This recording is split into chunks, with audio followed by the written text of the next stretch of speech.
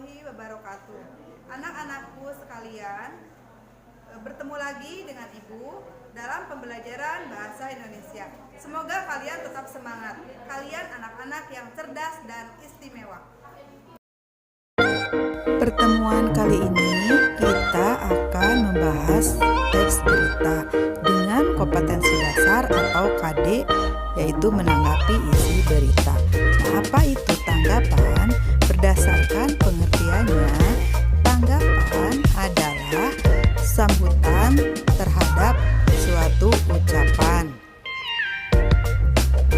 Nah, isi tanggapan bisa berupa kritik atau komentar. Nah, sedangkan aspek yang ditanggapi bisa berkenaan dengan isi beritanya itu sendiri atau bisa berupa kebahasaannya. Perhatikan contoh kalimat tanggapan berikut. Contoh yang pertama yaitu contoh kalimat tanggapan berdasarkan isi beritanya.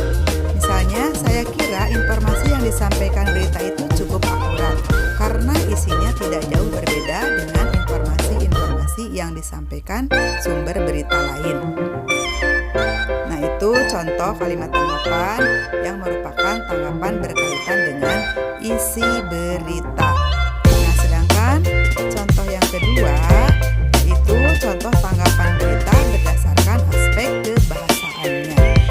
Kalimatnya, bahasa yang disampaikan berita itu cukup jelas.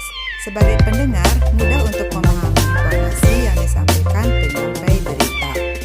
Nah, itulah Ananda kesimpulan tentang menanggapi teks berita, bahwa aspek-aspek tanggapan terhadap berita ada dua aspek, yaitu berdasarkan isi atau struktur berita dan berdasarkan bahasa berita. Nah, untuk berdasarkan isi atau struktur berita, kita bisa melihat kebenaran dari berita tersebut dan kelengkapan isi beritanya.